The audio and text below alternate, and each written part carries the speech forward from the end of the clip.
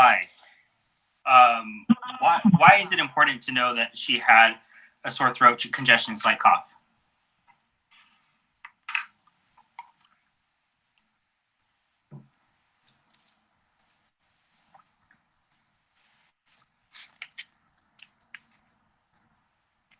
Are you calling on for me? Sorry, I just got to. Oh, no worries. Actually, yeah, we can call on you. It was somebody else, but Dr. Lee. Let's go. Oh, sorry. Then it's okay. And I was just like, sorry. It's okay. So why do you think it's important to know she had a sore throat, congestion, and a slight cough? Like, what would that make you think of?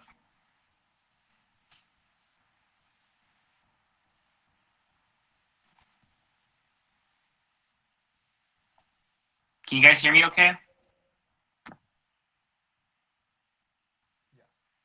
Okay, good. All right, so let's go with Dr. Daigle. And if I mispronounce your names, I apologize.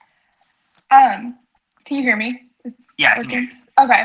Those symptoms make me think of like an upper respiratory problem with like the cough and that. So I would think something along those lines, maybe like inflammation. Good.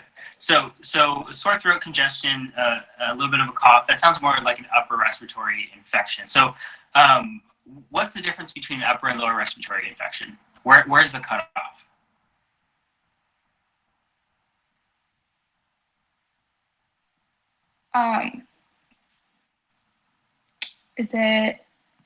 Is lower respiratory like the lungs and then upper respiratory above the lungs? Yeah, basically. So the lungs are lower respiratory infection. If you think of like every time you had a cold, you have a little bit of congestion, you have some ear pain, you have a sore throat, that's upper respiratory. And a lot of those upper respiratory infections are caused by just a virus. So good. Is there any cardiac issue that you would be concerned about if you knew she had a upper respiratory infection just prior? And we'll ask Dr. Rodriguez.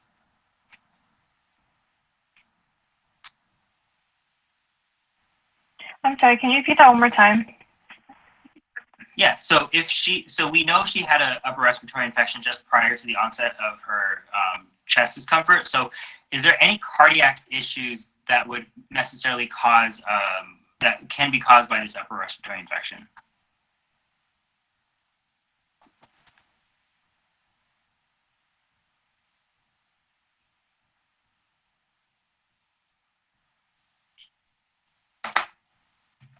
I think, yeah. I think you might have been muted. Sorry about that. It's okay. Maybe like it was like a really bad upper respiratory infection where it could lead to the heart. Like I know that for strep throat, if it's left untreated for a while, eventually it could affect your heart and lungs. So in a way, yeah. Yeah, so strep throat can definitely cause like rheumatic fever, okay. So what about actually? Let me see. So let's go with Dr. Sheikh. Anything else that you can think that can cause a cardiac issue if she had an upper respiratory infection?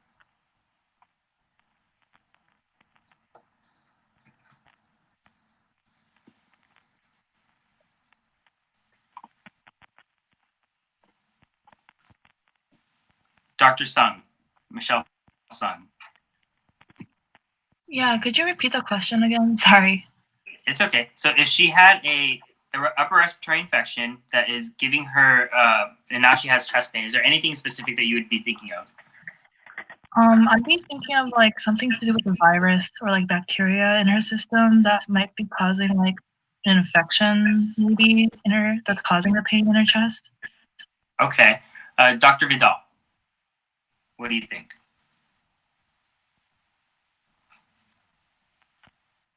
Sorry, I couldn't find the mute button, but I was thinking it could be along the lines of pericarditis for the heart, because sometimes that's caused by viral infection, so that could be a concern that we would have to look into as well. So pericarditis can definitely cause preceding upper respiratory infection. So good. So all right. So a week ago, she began feeling more weak, had chest discomfort, and she would normally walk around the block daily with her dog, but she didn't want to go because she didn't want to go recently because she was telling her daughter she was sleepy. So why is it important that I told you that she was sleepy, Dr. Sun?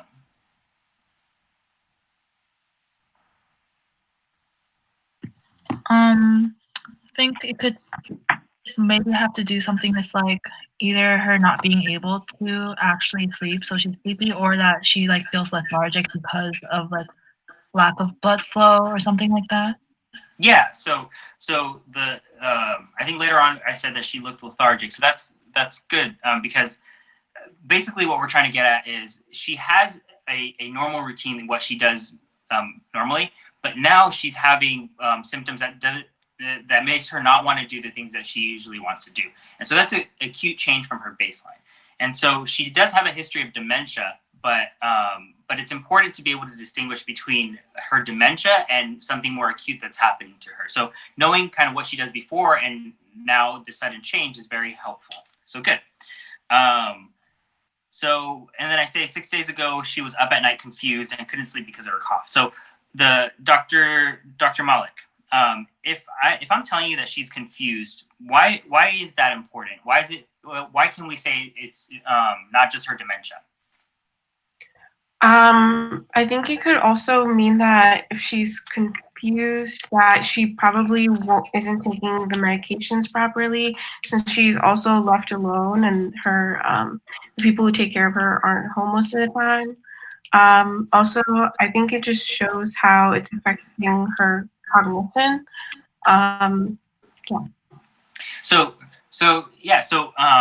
When somebody has dementia, the decline of dementia is gradual. It's not acute. It's not sudden. And so if somebody is doing well and then acutely they drop, that's not because of the dementia getting worse. That's because there's something else going on that's causing her to be confused, causing her cognition to change.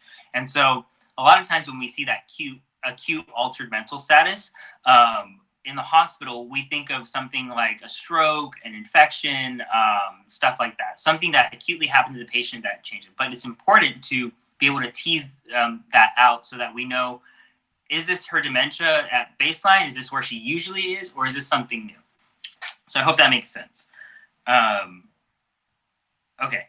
So I mentioned that as she continued to cough, her chest pain worsened. So Dr. Gopalan, is there anything that you can think of that can cause chest pain with her cough, and it gets worse as she coughs? So, well, I think you mentioned in the video that pericarditis, when you cough, the chest pain worsens. So that could definitely be a problem. But also, since I guess when she coughs, like the chest pain happens, it could potentially be that the infection has traveled downward into her lower respiratory tract. Okay, good. And then what else is in the chest cavity that can be causing her to have chest pain as she coughs?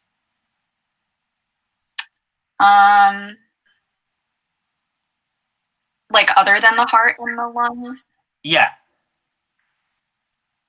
And not so much, it doesn't have to be inside the cavity itself, but in the thorax in general. It could be also like maybe her ribs, her muscles, those are also potential possibilities. Yeah, exactly. So if we're breathing normally, our muscles kind of don't work very hard, and we're not stressing them out. But as we cough, we're really pushing in those ribs to force that air out, and so those muscles are working a little bit harder. And if you're doing it repeatedly, it can cause inflammation of the junction between the ribs and the sternum, causing inflammation of that cartilage. And so it's called costochondritis. So yeah, perfect. And I think everybody in the chat was saying that too. Good. The other thing somebody mentioned on YouTube, that it can be pleuritic chest pain. And so yeah, so if you have inflammation of the pleura itself, the lining of the lung, as you breathe and as you cough, that's going to hurt because that pleura lubricates the lung against the chest wall, and so you're rubbing that inflamed portion as you cough and as you breathe. So perfect. Okay. All right. So let's go with Dr. Alina. So I say here that the chest pain is located in the right lower chest and radiates to the right arm. So any bells? Does that ring any bells? Does that mean anything to you? Hello? Can you hear me? Yeah. Okay.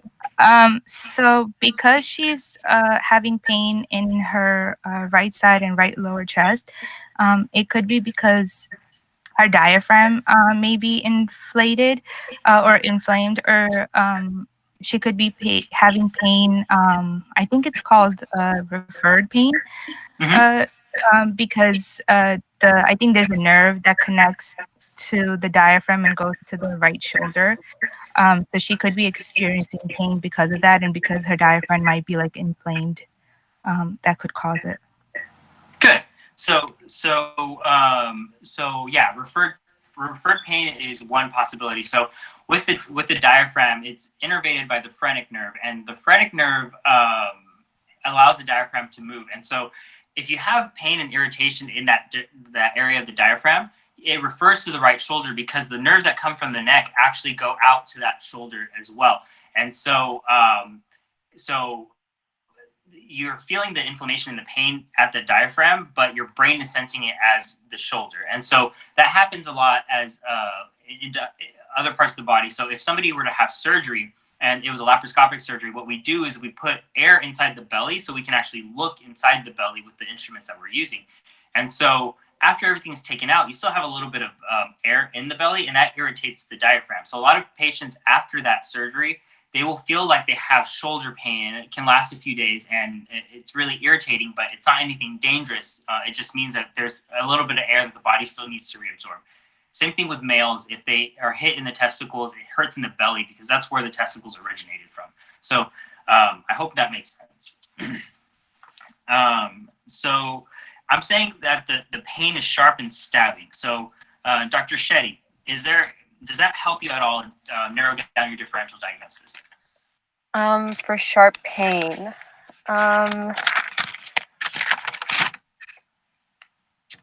initially I was thinking along the lines of like angina because of the chest pain.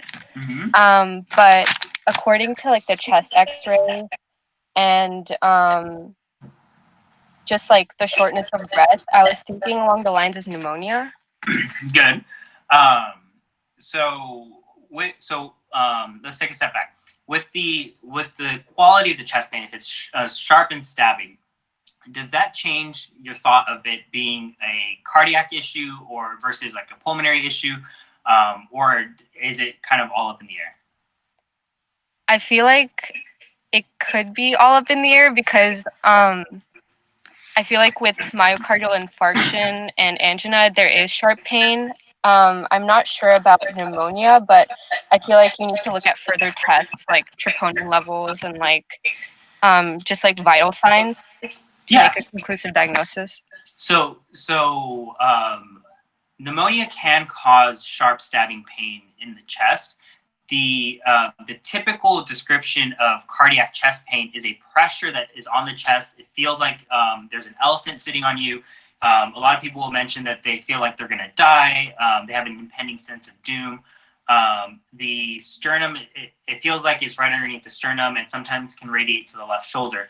But all of the tests that we did to classify what cardiac chest pain was done in people that were not representative of the population. And so in women and elderly patients, their presentation of chest pain can be very different. So they can have throat pain, they can have abdominal pain, they can have just shortness of breath without any pain. And so you have to keep a high index of suspicion. So yeah, perfect. And so I tell you a little bit later that she is more confused and she refused to eat. And so Dr. Aisha, does that help us out?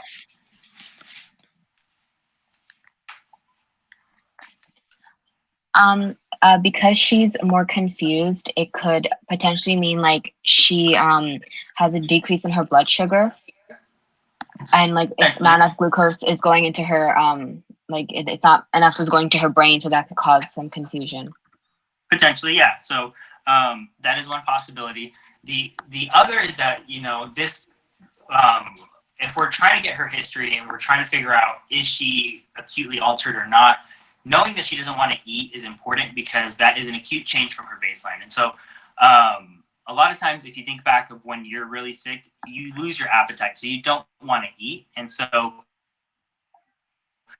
that can tell us that there is something going on. Because one of the hardest things in the hospital is to decide if somebody's sick and needs to be admitted versus not sick and they can go home. And so this helps us understand that this patient probably needs to be here. So, and YouTube people are saying that lack of oxygen to the brain, yes, that can definitely cause some confusion. It helps us understand she has dementia and her brain flow is low. Potentially, it depends on the type of dementia, but potentially. More confusion can result in side effect of medication, so yes. Dr. Dewan is saying confusion is also from a UTI. So can you explain that a little bit, Dr. Dewan? I don't know exactly how it results, but I do know that like it's common for dementia patients to get like UTIs, and like when they come in like more confused than like what's normal, that's like one thing you would look for. Yeah, so I actually every time, whenever a patient with dementia comes in and they look sick, I automatically go for a urine check because from my experience, urine infections cause dementia a lot more. So yeah, that is a very good point. And sometimes in elderly adults, they don't have that. They don't feel like dysuria. They don't feel that burning when they urinate as much as you would when you're younger. It's variable, but that is something to keep in the back of your mind. So good. Okay, so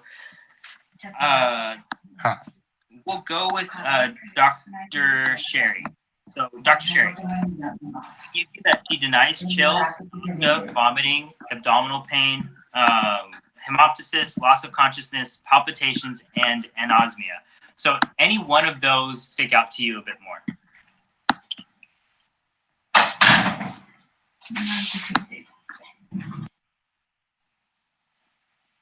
Dr. Sherry?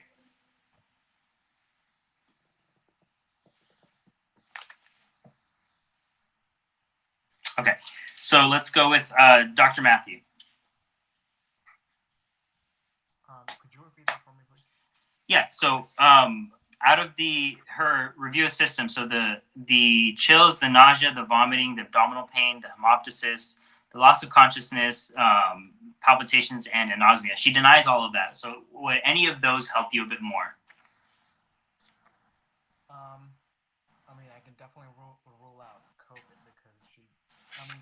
I think your audio is low, so I can't really hear you. Can you hear me now? It's still really low. I don't know. At least it is for me. Okay, let me fix that. Can you hear me now? It's still low. I have no idea. Sorry about that. You can come back to me if you want to. Like, Okay. So, Dr. Baker, Madison Baker. Hello, yes. So it's important to note the denial in anosmia, which is a typical symptom of COVID-19. So I think to have them in there and to know that that's probably, I mean, if you see that, that's typically a symptom of COVID-19, which would be important to know for the safety of yourself and your people working with you. Yeah, so if we say that she denies anosmia, does that rule out COVID? No, but I think that is one of the more typical signs of COVID. So if you saw that, you would probably want to test for COVID initially. But yeah, so if every patient that I've seen that had anosmia had COVID recently, so I would definitely have high index. So, but it doesn't rule it out completely. You do have to look at the whole. Does that make sense? Yeah. Okay. So, anything else in her review system stick out to you? Yeah. The denial in hemoptysis. Is that how you say it? Yeah. So that can be a sign if they are coughing up blood, like a sign of lung cancer or tuberculosis. Good. So how does lung cancer cause hemoptysis? So when cancers grow, they often kind of like recruit nearby like blood sources. So when they're doing that, typically like I think that blood, they can get kind of ruptured in that process, and that causes blood to drain into your lungs and you cough it up. Yeah. So when the cancer grows, it grows aggressively. It recruits blood vessels, so it can grow faster. And so as it grows, it can you can have bleeding into the cancer itself, or you can disrupt vessels around the area, causing bleeding into the airway. So that blood is an irritant, and you'll start to cough that up. So yeah, good job. And then yeah, so those are the two big ones I have. So Dr. Gita, is there? I give you that she lives at home with the son-in-law and daughter and 2 grandchildren, and she's usually independent of her ADLs. Why is that important to know? I think you told us that because of like the current circumstances with COVID. So you told us that the son is often in and out from work. So you want to make sure that he doesn't bring in anything that could contribute to your patient's health. Yeah. So it's to help determine the risk of COVID. So that is also really, really important. So if her son-in-law is working outside, he could potentially bring that into the home. So it raises our suspicion. But also, if her son-in-law and daughter are both working, that means that sometimes she might be home by herself. So, Dr. Hora, can you explain what you mean by that complication? Yeah, I was just thinking, since it says that she's like an independent woman and she's older, she's probably going to be like alone, and she has dementia. So she could either like forget to take her meds or take them too often and like forget, or she could like, I feel like there's lots of health risks in that sense, because there could be some kind of complication when she's taking meds. So something about that.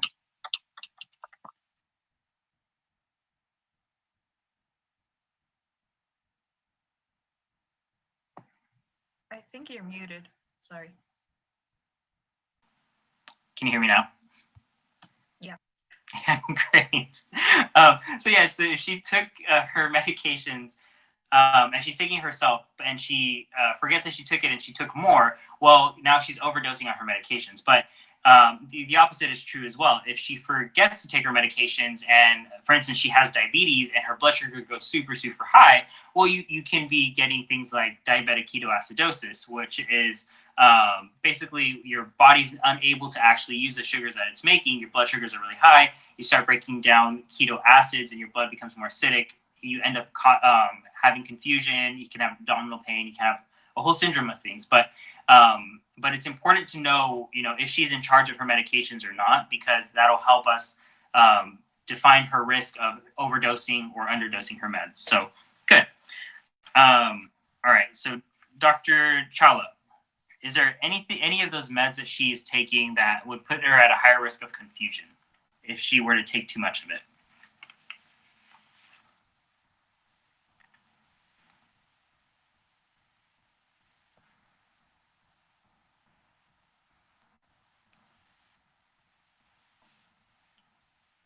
All right, let's go with Dr. D'Souza.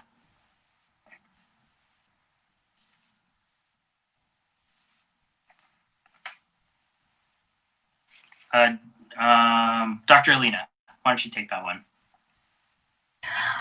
So I might butcher the name of the medication, so I just wrote medication for DM2.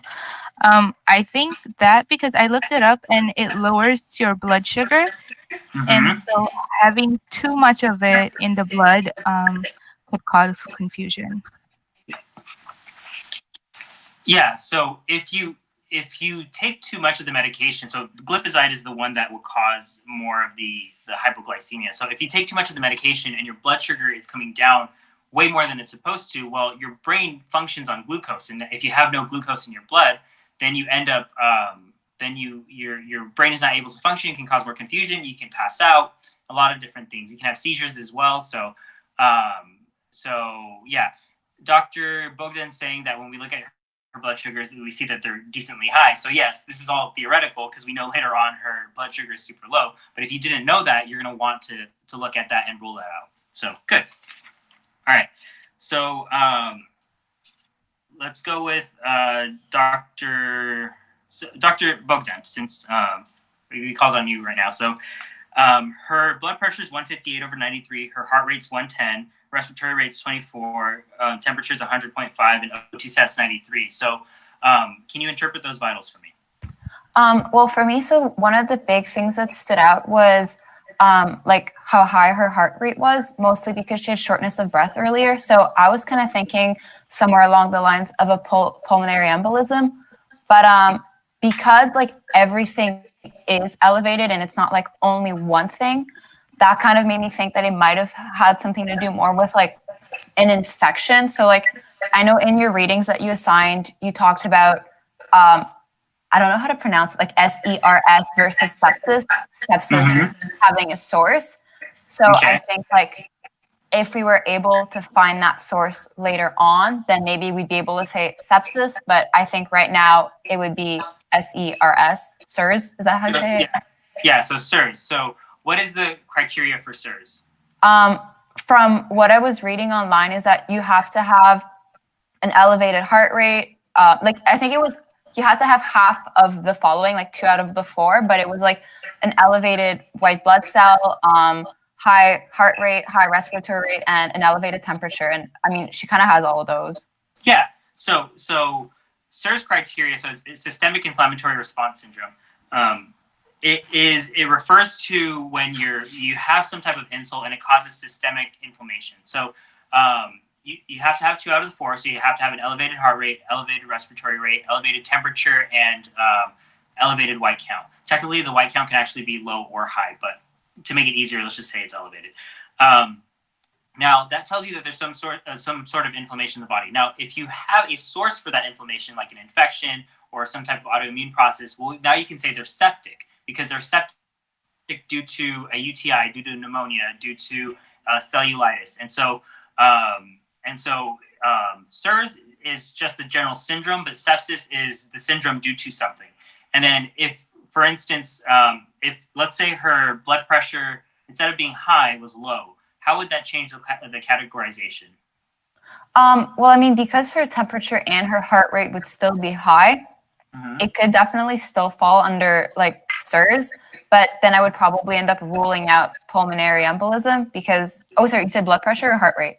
So if the blood pressure was low, yeah. Oh, well, if the blood pressure was low, I think it might be more related to like her diabetes because like of her like lower blood sugar, but I think it could still fall under SIRS because of her heart rate and her temperature. It's like it could show a different infection. Yeah, so if you have a source, it would still fall under SIRS, and if you have a source, she'll be septic. But now she's septic with a low blood pressure, and so if you have because of hypoxia. Yeah, so you'll have hypoxia, and it'll be a decreased perfusion to your other organs, and it can cause organ damage. So if your blood pressure is low, it can cause severe sepsis, and so that's a separate categorization. But if it's low and you give fluids and they don't respond to fluids because everything's super dilated, now you're in septic shock. And so it's a spectrum of illness that you will see as a doctor, and depending on how their vitals look, you'll be able to triage that patient a bit better. So looking at her vitals now, Dr. Ismail, with her vitals how they are, would you admit the patient or would you send her home? I would probably admit her just because very different from like her baseline, like you said earlier. So I think it's like underlying of a more serious cause. So we'd probably want to order tests to determine like what the actual problem is. Yeah, so her overall picture shows that she's sick. So it would not be safe to send her home.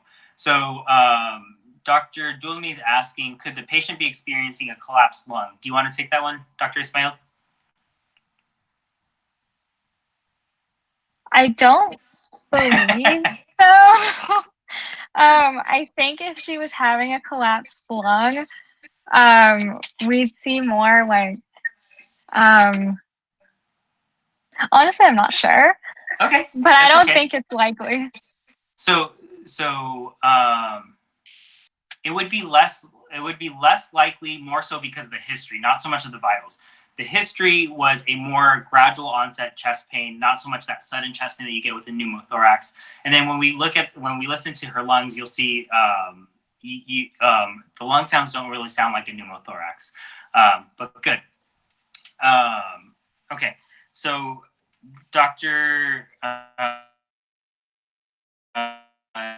Hishani, with her ear, nose, and throat exam, is there anything that stuck out to you? Yeah, so with the tacky mucous membranes, that kind of told me that she was dehydrated, that her body was dehydrated. Good. So it shows us that there's some type of form of dehydration, and it makes sense if she doesn't want to eat. Although they said that she didn't want to eat yesterday, so a lot of if she didn't eat or drink anything all day, yeah, she'll be dehydrated. So perfect. Dr. Rojas, what about the respiratory exam? Anything in there that stick out to you?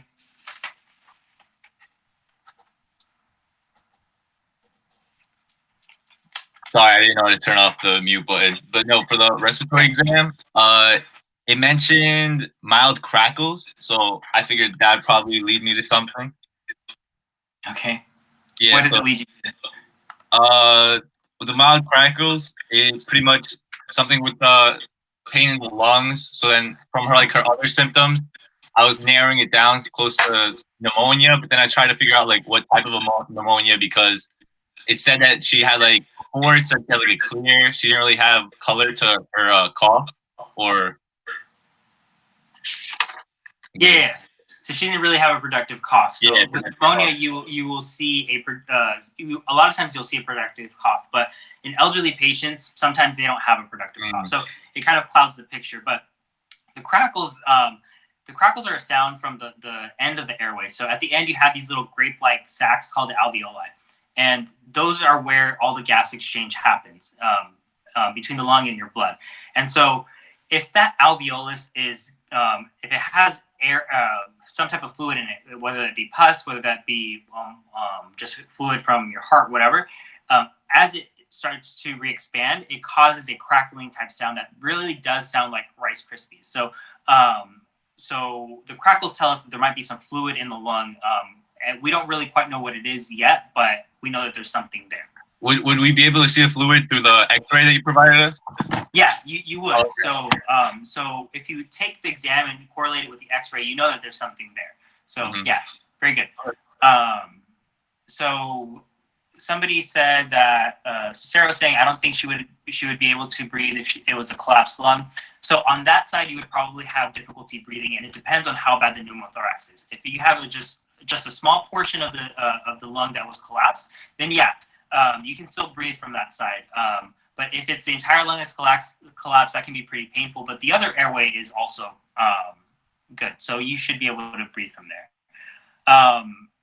I think we would hear decreased breath sounds if she was experiencing collapsed lungs. So yes, you would. You wouldn't really hear the breath sounds, or you'd hear them more faintly on that side.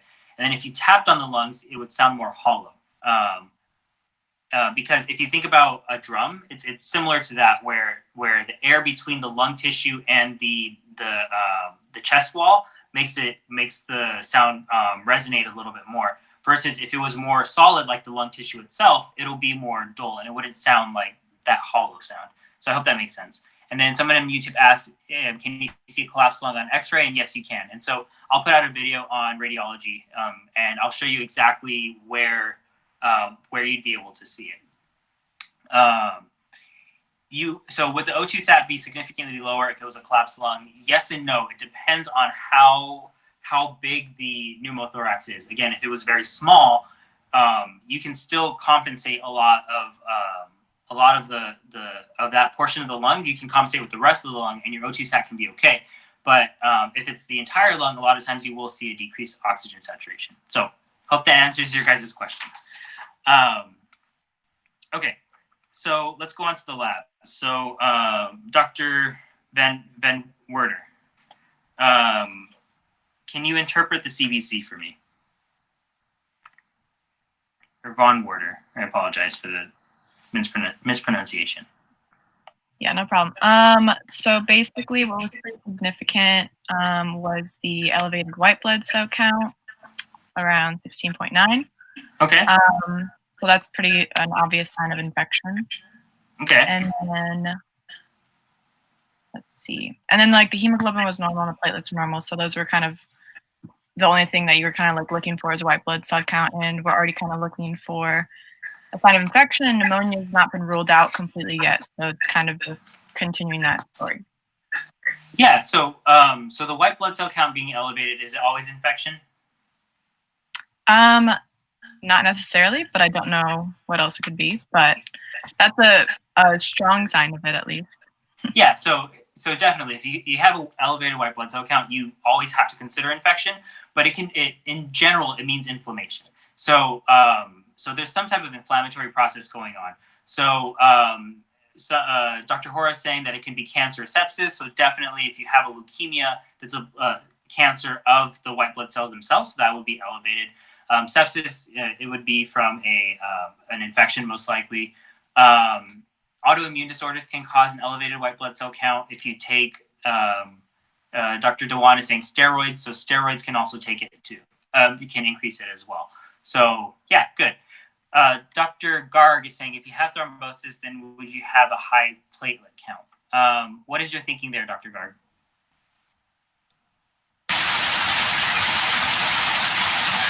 Your audio's.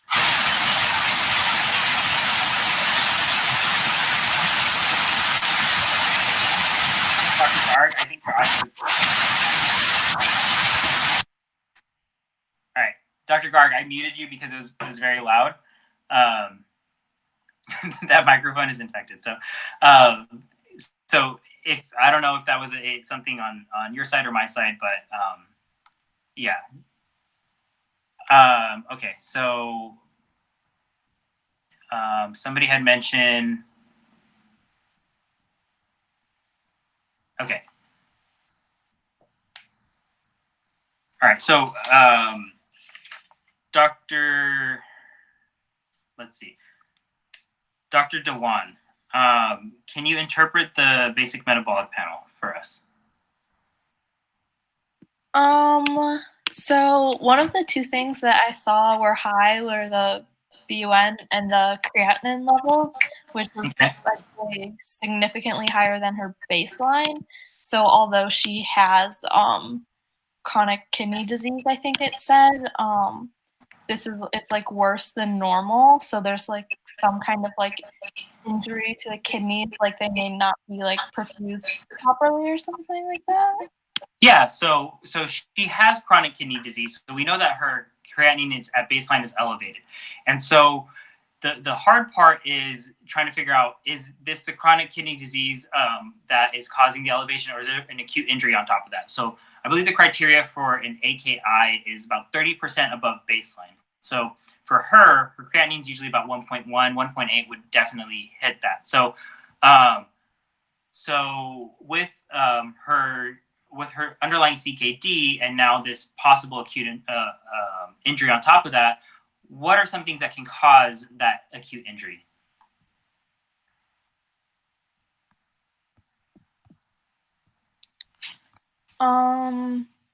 Like maybe if, I'm not positive, but maybe if they're just like not getting enough blood flow or. Yeah, so if you have decreased perfusion to the kidneys, it can cause a kidney injury like that. So definitely, when we look at kidney injury, we try to classify it as something happening before the kidney, so the blood getting to the kidney, actually something that's inside the kidney. So something like medications can cause intrinsic renal damage, or something afterwards. So like a kidney stone that's blocking the ureters going down can cause kidney damage as well. So yeah, good.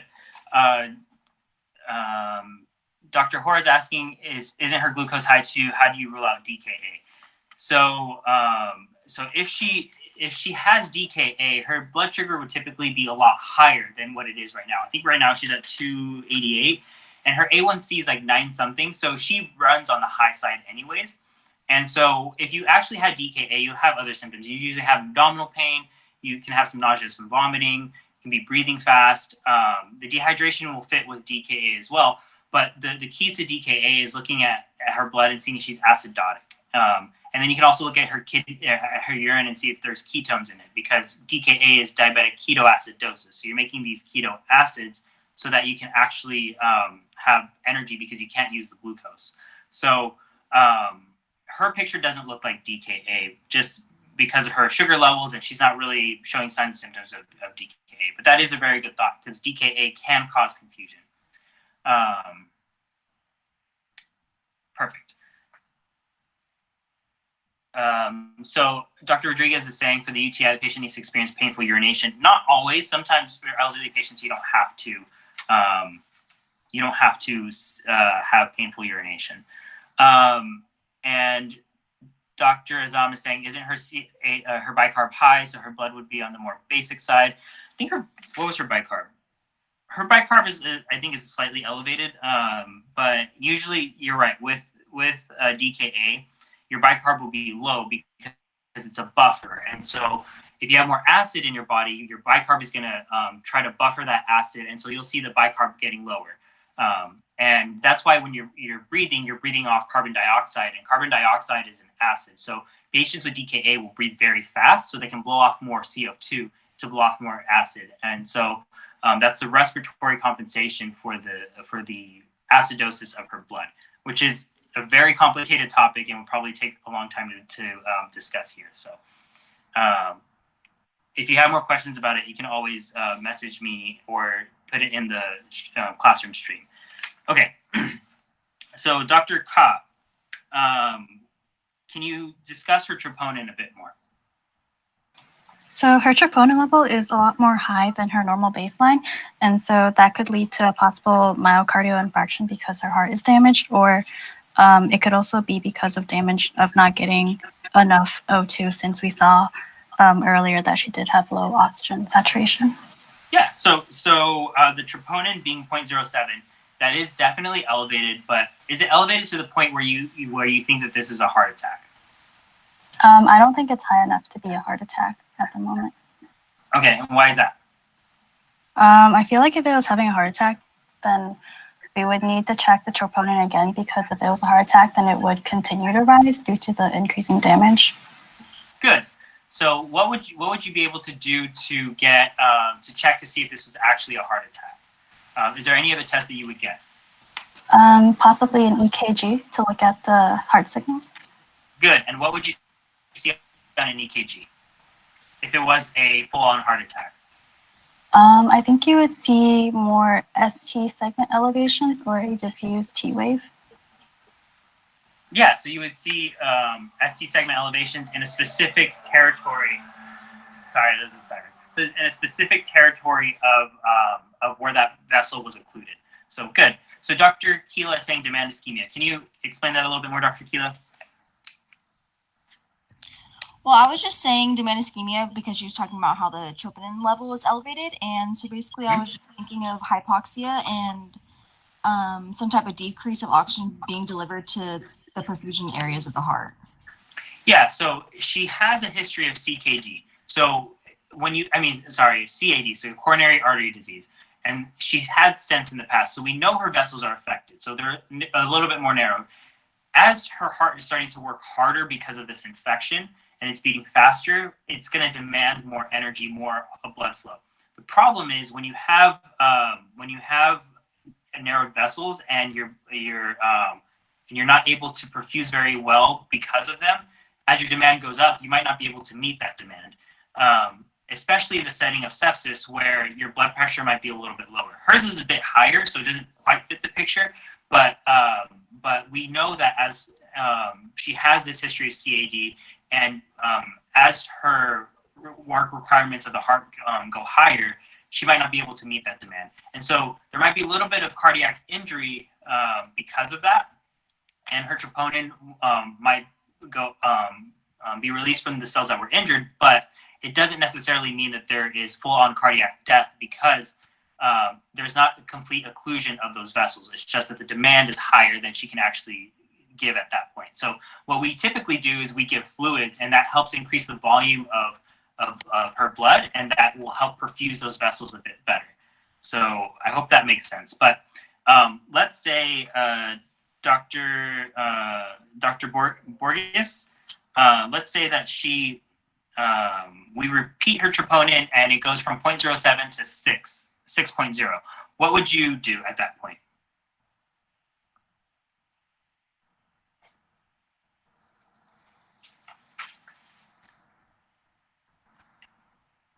Let's go with Dr. Bhakta. Can you repeat the question? Yeah, so if her troponin goes from 0.07 to 6.0, what would you want to do? Probably get an EKG because that's basically saying her troponin levels are pretty high. Yes. So we get an EKG and it shows a STEMI. What do you want to do now? Well, then it's pretty obvious that she's like having a heart attack at that point, depending on what the EKG shows with like FT elevation or not.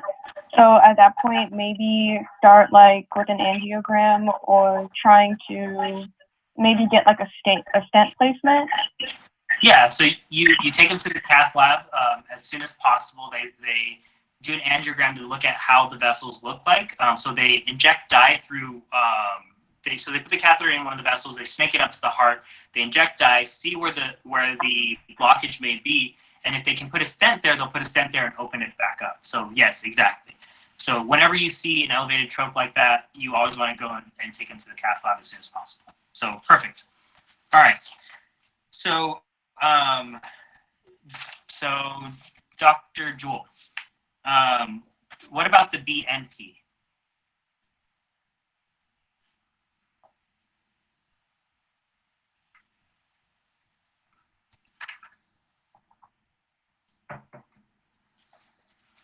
Dr. Matthew?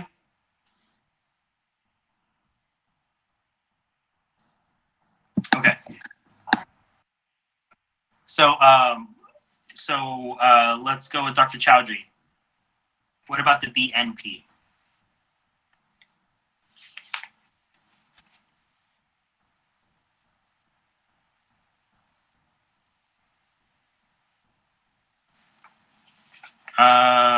Dr. Mai, you want to take a stab at that one?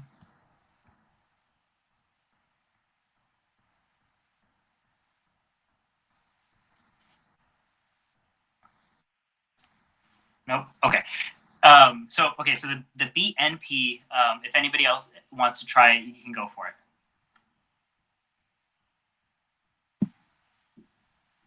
So for the basic metabolic panel, I think her not the basic metabolic panel, the BNP of 20. What does that tell us? Can I try, or is someone going? Yeah, go for it. Wouldn't that just mean, because if it's really high, then it would have to do with like heart failure, right? So then you could link it to like a coronary artery disease, but hers, I mean, like I didn't think that hers was that high. So I think that would kind of help us rule out that maybe it's not necessarily something like cardiac, and maybe we would focus more like on the other symptoms, which kind of led it to be a respiratory infection or disease. Yeah, so the BNP is a way of checking to see if she's in congestive heart failure. So congestive heart failure is when the heart isn't working and it's because it can't push the fluid forward. So you can't push the blood forward, and so everything backs up into the lungs. And so the BNP is a measurement of a peptide that is released through the atrium, so the top of the heart. And so whenever the top of the heart stretches out, it releases that peptide. And so if the BNP is really elevated, that tells us that you might be in heart failure. So for her, it was normal, so she doesn't have heart failure. Dr. Rojas is asking if there's ever a time where you would skip the EKG if the troponin is very high and it's a clear sign of a heart attack. I mean, no, because most of the time you're going to get the EKG before the troponin anyways. So You'll if you have a troponin, you have an EKG already, and if the EKG shows that you have a STEMI, most of the time, if you can get a troponin, great. If not, you're rushing to the cath lab. So, I hope that helps. Okay. So, and then lastly, Dr. Colin, can you interpret what you saw on the chest X-ray? Sure. On the chest X-ray, it looked like the lower right quadrant or field in the lung was cloudy, so it indicated that there's might be some sort of infection or presence of something that's not supposed to be there. In addition, the heart looked like it was in its normal shape, so it decreased my thoughts of pericarditis. Sorry, I'm having trouble saying that word. So yeah, perfect. So with the chest X-ray, we haven't gone through how to read it, but the best way to kind of interpret it is you want to look to see if there's any asymmetry, because in the chest, everything should be pretty symmetrical.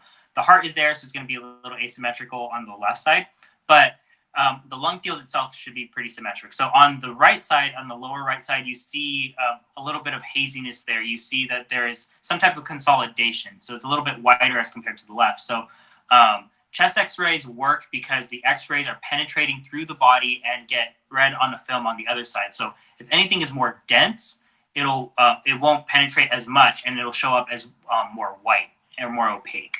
And so we know that because it's wider there, less X-rays were able to actually pass through the body, so it's more solid in that area. And so it's not a lot of air. So that means that there's probably some more fluid.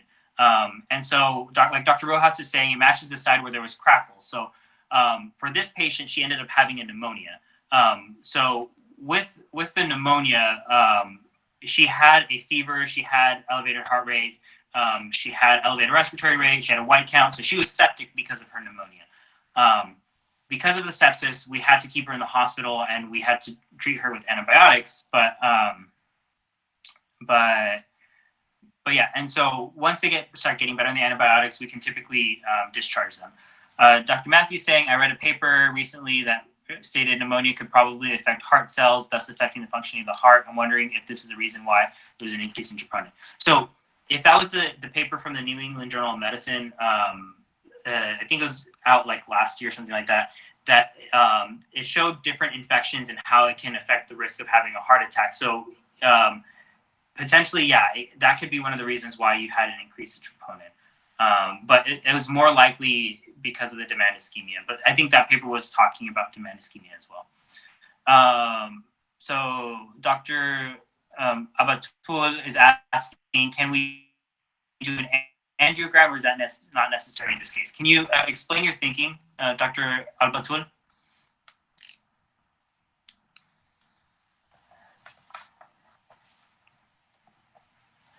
Yeah. So for the angiogram, can we like do it to see the chambers of the heart and like the valves, and if there's like any clotting that caused the heart attack, or is it not necessary? So for the angiogram, we're going to be that looks at the actual vessels themselves to see if there's any issues with like narrowing or anything that is closing off the vessels, so that that part of the heart might die. So it wouldn't help looking at the valves or the ventricles, but an echocardiogram will.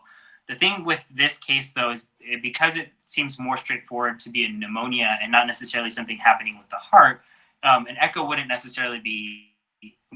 be necessary. In this case, I think they got the echocardiogram because they were suspecting a pericarditis initially because she was having pain when she was breathing, but the whole picture doesn't look like a pericarditis, and so I would probably think twice about getting an echo just because it's not really necessary. But yes, if you wanted to check to see the ventricles and see the valves and all that, you can get an echocardiogram. So I have about 5 more minutes or so, actually about 3 more minutes. So I'll try to answer some questions, and if I don't get to them, just put them on the stream, okay? Dr. DeSouza is asking, but she denies hemoptysis and anosmia. Aren't these signs of pneumonia? Not necessarily.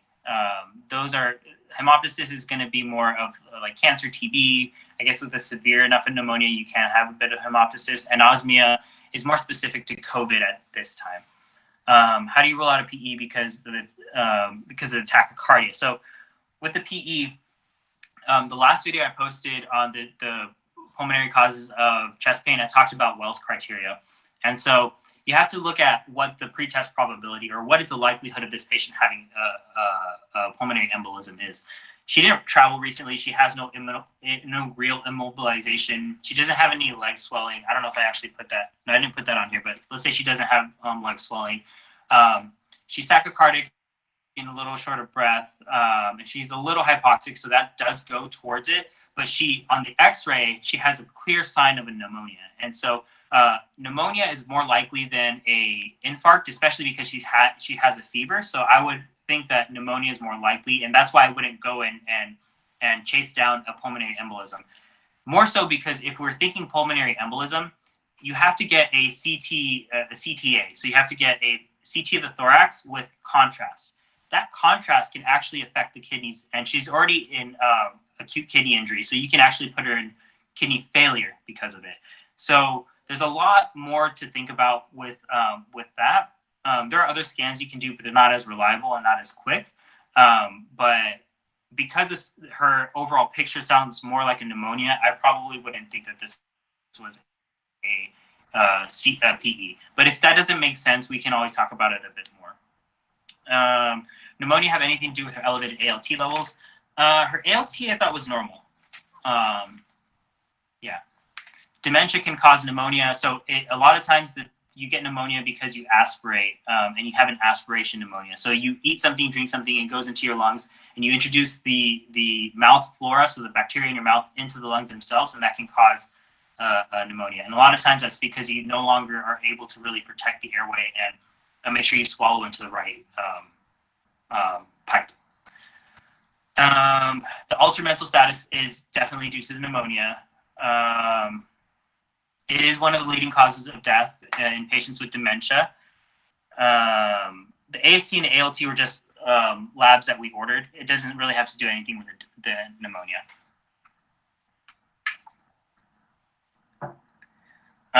Yeah, so that's a good point. It's hard for her to get a community-acquired pneumonia if she's staying at home all the time. But people are leaving the house, so they can bring something home for sure. What are the primary ways in contracting pneumonia for this patient? Most likely it's going to be aspiration. Okay. And what would you do if the antibiotics didn't work? If the antibiotics didn't work, she's getting worse, we would do steroids, like Dr. Bogdan says.